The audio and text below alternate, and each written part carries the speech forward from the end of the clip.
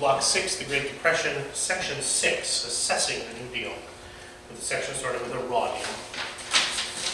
Franklin Roosevelt is one of the most important American presidents ever to live. He is without a doubt in the top 3 or 4.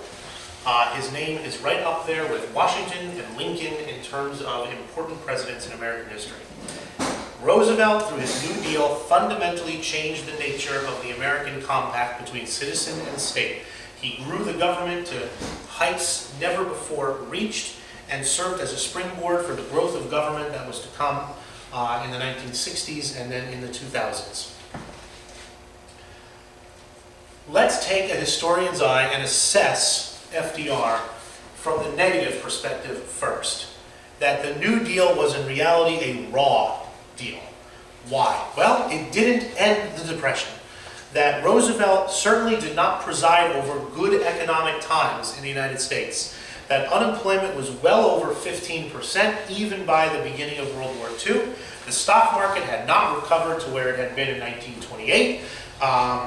That GNP had not recovered to where it had been in 1928. That millions of Americans were still unemployed, struggling for economic security. His critics said that all of the government programs and all of the government plans, all it did was strangle natural economic recovery. That economies, critics said, are cyclical. They get worse, they get better. They get worse, they get better. And if they're just left on their own, a bad economy will get better. And all of Roosevelt's meddling, as they would have said, all it did was strangle any recovery that would have happened beforehand. And any recovery that there was, that slow creeping recovery, it's okay to close the door. All of that slow creeping recovery, thank you for your politeness, was strangled in its crib, if you will, by all of Roosevelt's red tape. Critics said that all of this new government changed the character of the American people. What had been a self-reliant, individualistic people, now for the first time in its history, looked to government to solve its problems. You know, you don't have to save enough money to retire, government will do it for you. You don't have to work so hard to get a job, you can get unemployment insurance. If you can't afford your house, government will give you a check.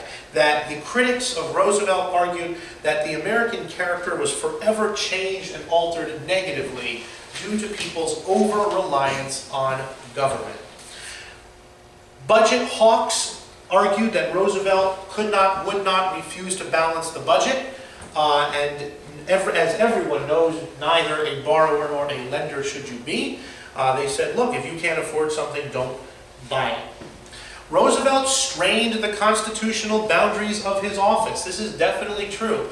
Whether it was creating all these new departments, staffing them in the bureaucracy, once the Public Works Administration is approved, that department is run by the president completely without input from Congress. That the federal bureaucracy grew by leaps and bounds. And how do you fire a government bureaucrat?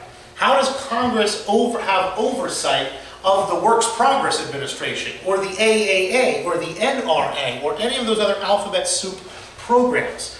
That this is not, the argument is, this is not what the founders intended for the constitutional boundaries of the office of the President of the United States. As we saw at the beginning of the block, Roosevelt kind of threatened Congress, he threatened the Supreme Court, and they made the argument that Roosevelt, if he could have, the argument was, become a dictator. That's criticism from a traditional, classical American perspective. But Roosevelt also faced criticism from his left.